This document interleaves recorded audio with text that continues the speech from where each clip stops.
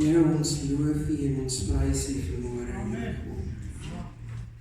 Here, want U alleen is waardig. Here, alomteenwoordig, allerhoogste God, U sien ons vanmôre. Wat 'n voorreg, Here, om te weet dat U, die skepper van die hemele en die aarde, U sien elke een van ons vanmôre. Van die jongste tot die oudste, van die grootste tot die kleinste, die armste en die rykste. Here, U sien ons vanmôre. Here, meer as dit, Here, U ken ons vanmôre, Here. Here, meer as dit, Here, het U ons lief vanmôre. Here, wat 'n voorreg om kinders van God genoem te word. Here, U hoor ons as ons uitroep na U toe, Here, as ons gebede, Here, op klaviernote sing, Here, U hoor dit, Here, en U antwoord.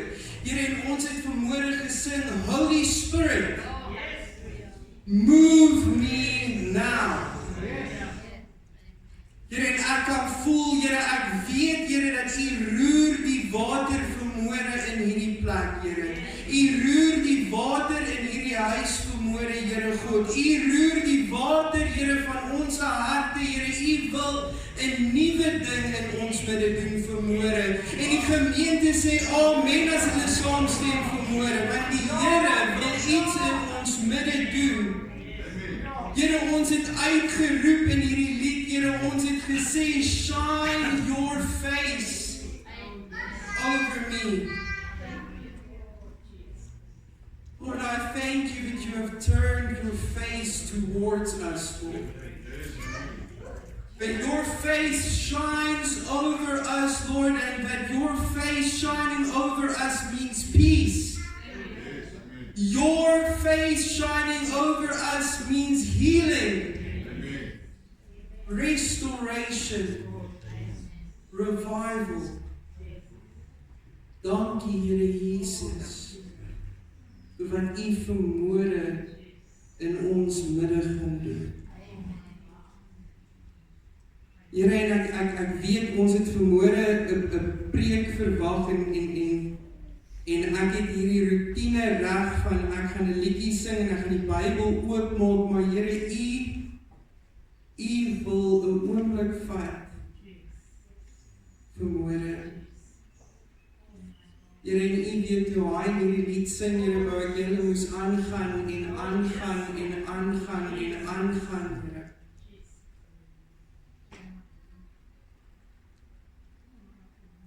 Here, hoor nou elke hart in hierdie kerk. Here, en ek vra, Here, dat U elke een se gedagtes, elke begeerte, elke behoefte nou ken, Here. Here, ek bid, Here, dat ons U tasbaar sal voel vanmôre, soos wat ek U nou tasbaar voel, Here. Want U is naby genoeg vanmôre dat ons aan die soem van U kleed kan vat. Here, ons het U lief. En U het ons lief, Here. Here, het Jou lief vanmôre. Halleluja, halleluja. Ons bly net in hierdie stemming. Die Here werk met sommige van ons.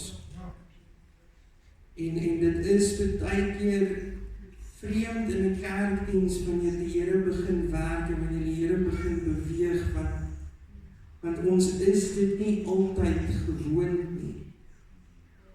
Ons ore is nie altyd oop nie. Ons oë is nie altyd oop nie. Ons harte is nie altyd oop nie, maar die Here wil iets vanmôre vir jou doen. Hy sien jou, kind van God. Hy het jou lief vanmôre, kind van God. Ek spreek uit die woord van die Here met julle en ek spreek uit Jesaja, ek profeteer hierdie woorde oor julle, ek spreek lewe oor julle, ek sê jubel, onvrugbare wat nie gebaar het nie, breek uit in gejubel en juig. Jy wat geen wee gehad het nie, want die kinders van die eensame is meer as die kinders van die getroude, sê die Here. Die Here sê vanmôre, jubel onvrugbare, jy wat nie kon baar nie, jy wat voel asof al jou effort, al jou werk, al jou moeite net die heeltyd tot niks kom nie. Jy probeer en jy probeer en jy probeer en elke keer as jy opkyk is daar 'n berg voor jou of daar is 'n oseaan wat oopgekleef moet word. Jy weet nie wat se kant toe nie. Jy kyk links, daar is 1000 ouens aan jou linkerkant. Jy kyk regs, daar is 10,000 aan jou regterkant. Daar is hoë mure voor jou, maar soos Dawid vanmôre sê jy kan in my jubel, sê die Here, jy kan in my jubel vanmôre, ek sal die weg voor jou oopmaak, ek sal die see voor jou ooploop, ek sal jou die krag gee om oor daai muur te spring en die bende storm te loop. Die Here sê vanmôre, jy was eensaam, maar jy is my kind. Jy was verlore, nou is jy gevind. Jy was blind en van ons vanmôre is dalk nog steeds blind. Die Here sê, maak oop jou oë. Ons lees in Handelinge van Paulus en ek het in die week gelees, ek praat nou net uit die hart uit en bly in hierdie stemming. Ek praat in die hart uit nou. Dis nie wat ek voorberei het nie. Maar ek lees van Paulus, toe hy nog Saulus was, en hy loop op die Damaskuspad. En ek het nog altyd daai versgedeelte gelees en gedink dat op daai pad sien hy vir Jesus, maar die Bybel sê, dat op daai pad sien hy 'n helder lig. Hy sien 'n helder lig. En hy is dadelik blind. En saam met dit hoor hy die stem van die Here. En ek bid daaroor en ek dink, maar Here, U wil my iets hier uitleer, U wil vir my iets hier sê, en die Here sê, ja, jy moet hoor voordat jy kan sien. Jy moet hoor voordat jy kan sien. Want hy sê vir Paulus, gaan na Ananias, dat hy vir jou bid, en die skille sal van jou oë afval. Maar hy het eers gehoor, en toe het hy begin sien, toe hy gehoorsaam was, aan die stem wat hy gehoor het, die stem van die Allerhoogste God, die Here wat ons lief het, wat jou gemaak het, wat planne het. Jeremia sê, die Here het planne vir jou, vir goed en nie vir kwaad nie.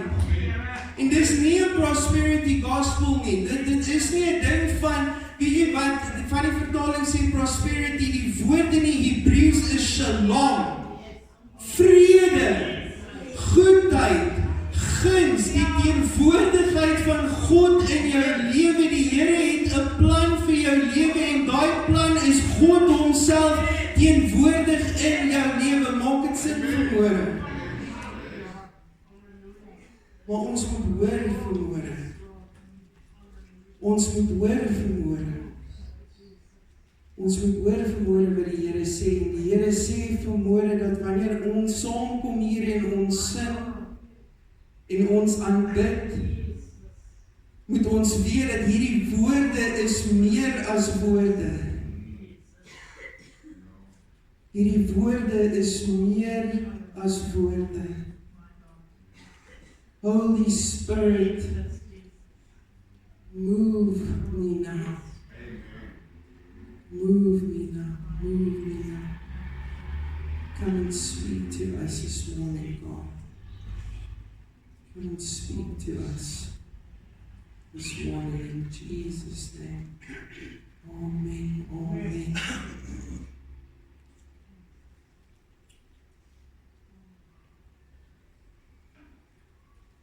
Ons het so 'n geseënde worship span. Ons het soveel gawes en talente in hierdie kerk. Soveel potensiaal. En saam met daai potensiaal kom daar 'n verantwoordelikheid. Vir elke een van ons. Ek dink is van die jonger mense sal weet, ek dink is in die Spider-Man movies waar hulle sê with great power comes great responsibility. Maar ons almal het dit al iewers gehoor. As jy jou Bybel by jou het, ek wil mooi om saam met my te lees. Ek gaan vanmôre praat oor dieselfde deel waaroor Pastoor Leon laasweek gesels het. Die Here het in sy preek so met my gepraat oor sekere dinge dat wat ek oorspronklik in gedagte gehad het, verruil het vir dit vir die Here vanmôre vir ons wil sê.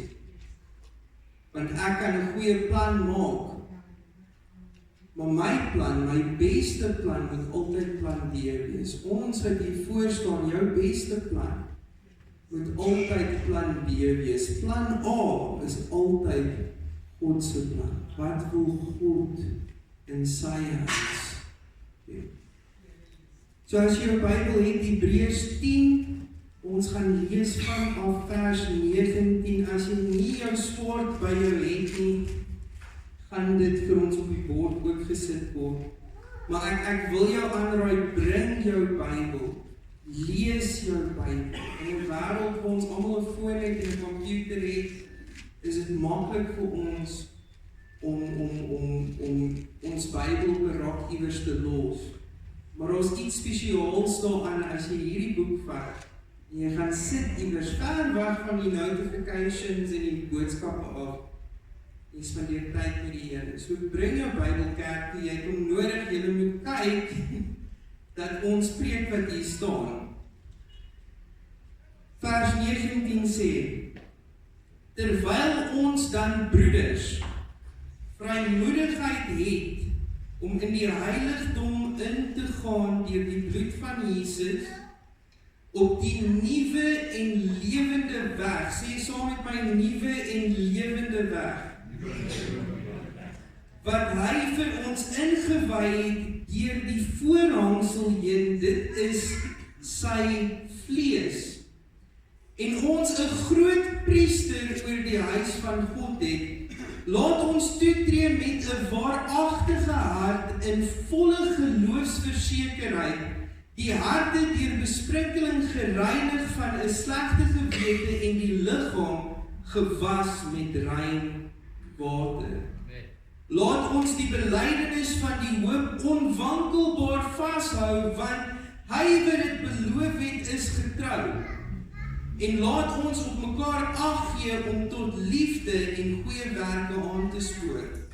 En laat ons onderlinge byeenkoms nie versuim, soos sommige die gewoonte het nie, maar laat ons mekaar vermaan, en dit des te meer na mate julle die dag sien nader kom.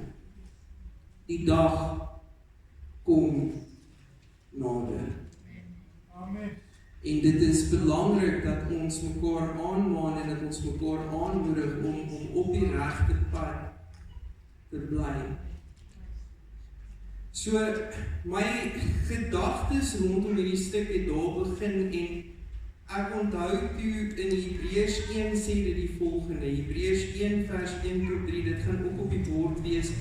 Nadat God baie keer en op baie maniere in die ou tyd gespreek het tot die vaders deur die profete, het hy in hierdie laaste dae tot ons gespreek deur die Seun, wat hy as erfgenaam van alles aangestel het, deur wie hy ook die wêreld gemaak het. Hy wat die afskynsel is van sy heerlikheid en die afdruksel van sy wese, en alle dinge dra deur die woord van sy krag, nadat hy deur homself die reiniging van ons sondes bewerk het, gaan sit aan die regterhand van die majesteit in die hoogte. Hebreërs 10 sê vir ons dat die Here Jesus het gekom om vir ons 'n nuwe en 'n lewendige weg te maak deur sy vlees, die gordyn wat vir ons geskeur is. Hierso in Hebreërs 1 sê dit vir ons dat God het oor die eeue heen deur die profete en deur sy woord met ons gepraat, maar in die laaste dae, in daai dae, toe hierdie geskryf is, het God deur sy seun met ons gepraat. Hy praat van Jesus. En Jesus het deur sy dood vir ons vergifnis van sonde bewerk en gaan sit aan die regterhand van majesteit in die hoogte. En hierdie gedeelte is een wat baie mense, hulle verstaan dit verkeerd, want hulle sien dit as 'n stuk wat sê daar is God en die Seun en die Heilige Gees. Maar as jy dit in die Grieks gaan lees, dan verstaan jy dit beter, dat wat die skrywer hier sê is, dat God het deur die woord wat vlees geword het hy met ons gepraat. Johannes 1 vers 1 sê vir ons, dat in die begin was die woord, en die woord was by God, en die woord was God. Amen. Die woord was God. Die Griekse woord wat daar gebruik word, was 'n woord logos.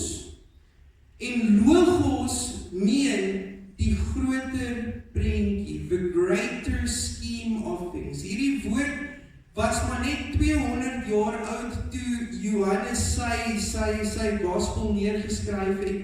Dit was 'n taamlik 'n nuwe woord op daai tyd. Dit was 'n woord wat die filosowe gebruik het om te praat van die heelal. En van al die dinge wat ons nie kan verstaan nie, gewoonlik, soos ek sê, die groter prentjie van dinge. So as ons dit verstaan en ons lees dit weer, dan lees ons dat in die begin was die woord, of die plan, en die plan was by God, en die plan was God.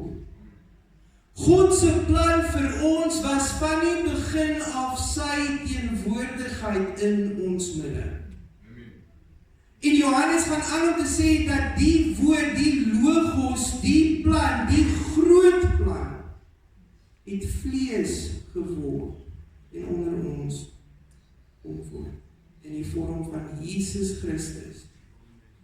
En in die laaste dae, soos die Hebreërs hier sê, in die dae het God deur sy seun met ons gespreek. Die woord van God wat vlees geword het oor baie dinge met ons kom praat.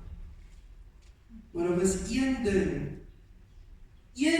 wat pertinent die hele tyd op sy lippe was. Dit sê dat toe Jesus begin preek het, was sy boodskap 'n eenvoudige een, en my boodskap vanmôre is 'n eenvoudige een: repent, for the kingdom is at hand. Repent. Bekeer jou, want die koninkryk het naby gekom. En daai nabyheid meen nie net die koninkryk gaan kom nie, hy's naby nie, dit meen hy's naby genoeg om aan te raak. Dit meen albei. Daar is 'n deel van die koninkryk wat vandag tot ons beskikking is, wat naby genoeg is vir ons om aan te vat. En dan is daar die koninkryk van God wat nog kom, soos Openbaring ook verduidelik.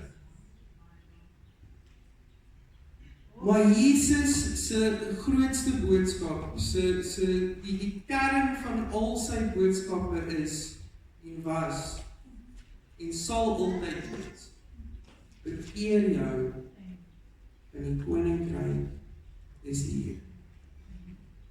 Bekeer jou, want ek wil vir jou die koninkryk gee.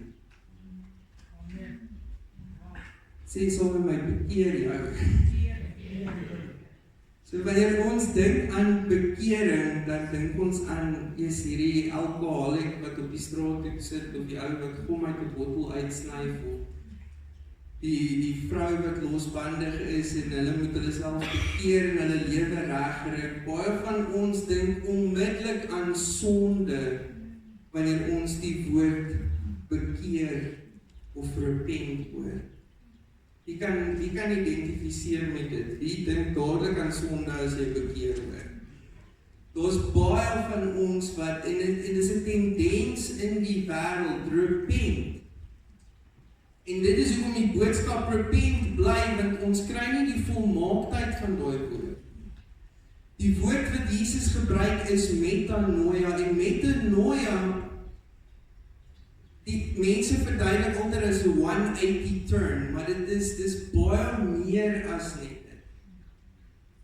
Metanoia in die Grieks meen is 'n complete change of heart and mind.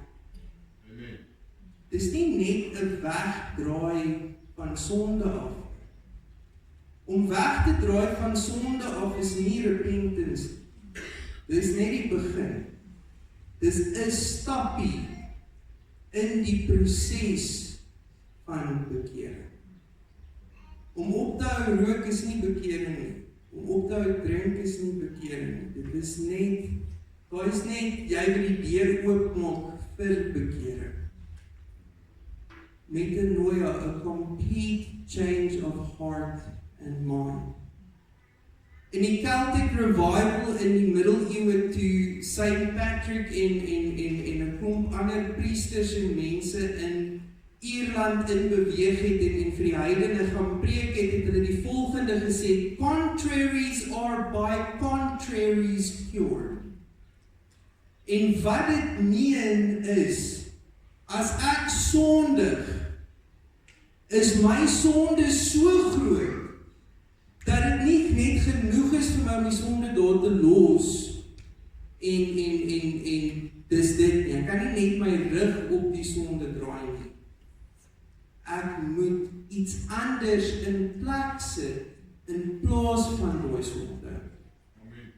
Bekering meen dat ons moet die Here soek in alles.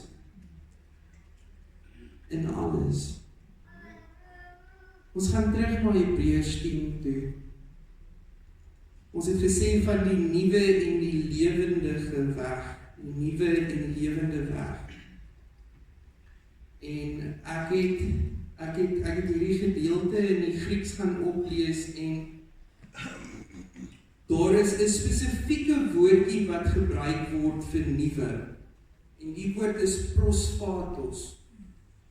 En die woord wat daar gebruik word, en ek meen, jy sien reg deur die Nuwe Testament praat hulle van nuwe dinge en nuwe goed. Die woord nuwe en nuut kom gereeld voor. Dit kom voor in die Nuwe Testament. Maar hierdie woordjie prosphatos wat vertaal word as nuwe, kom net een keer in die hele Bybel voor. En hy kom net in hierdie vers voor. En wat hy meen in die Grieks is freshly slain. Iets wat nou net doodgemaak is. Iets wat nou net geslag is. So wat die vers in die Grieks sê, en dit is, as ons vinnig lees, dan dink ons net jy weet nuwe en lewendige weg. Maar as jy dit in die Grieks gaan lees in konteks, wat hy sê is Christ made a way for us through his sacrifice, and the way that he made for us is the way of dying to live. Ons moet doodgaan om te lewe. Romeine 12 vers 1 sê Paulus, hy sê vir ons, want ek kom net reg quoteer, nee. Paulus sê vir ons in Romeine 12 vers 1 sê hy, ek vermaan julle dan, broeders, by die ontferming van God, dat julle liggaam stel as 'n lewende, heilige en aan God welgevallige offer.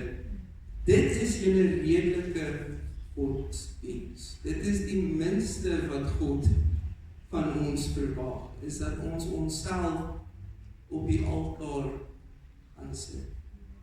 En weer hier sien ons Griekse woorde zou, tousia, en dit meen om en by dieselfde. Dit is ook daai idee van, dis net nie so in your face nie. Maar dit is daai idee van ons moet doodgaan om te lewe. En baie van ons, ek het hierdie week 'n tamelike moeilike week gehad, dit was 'n besige week, alles wat kon fout gaan, net fout gegaan. Kylie was siek, sy is nog heel naweek in die hospitaal, sy is gesond, maar sy is daar vir observation, maar elke liewe ding wat kon verkeerd gaan, het verkeerd gegaan. Van kragbokse op die plot wat ontplof, tot waterpype wat bars, tot inkomste wat verloor word, klomp dinge. En die eerste gedagte wat baie van ons het is, die duiwel val my aan. Maar die Here is in jou situasie. Die Here is in jou situasie. Dinge gaan gebeur.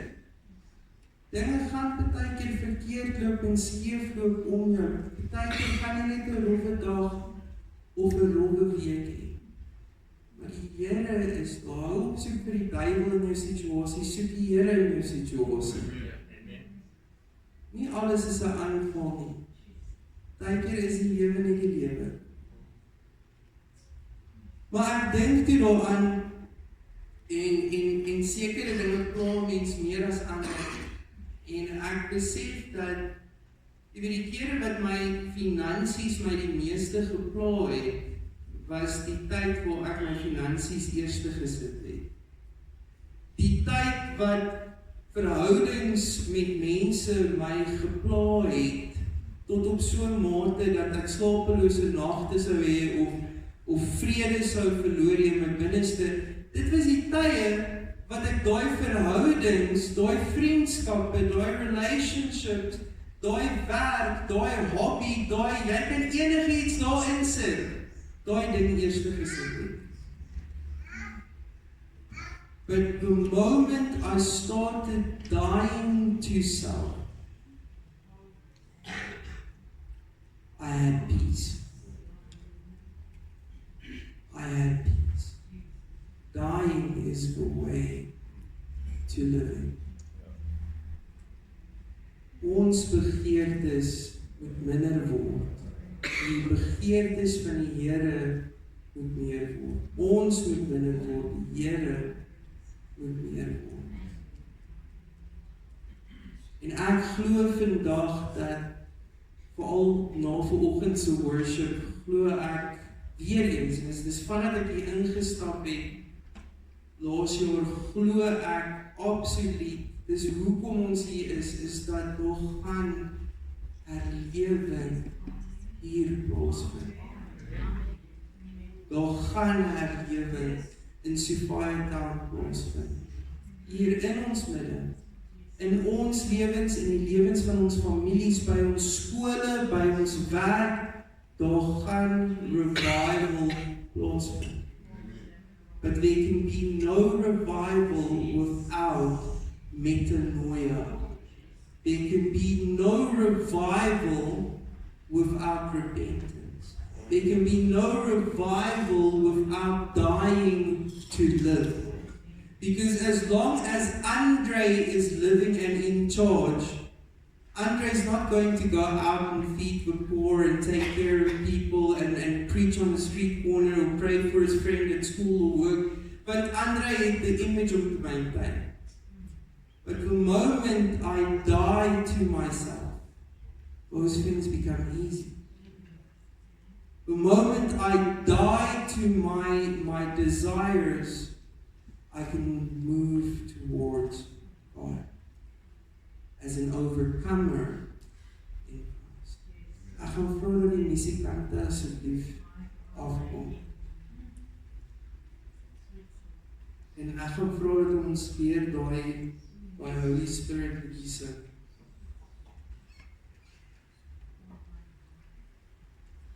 Vanmôre is ons woorde meer as net woorde.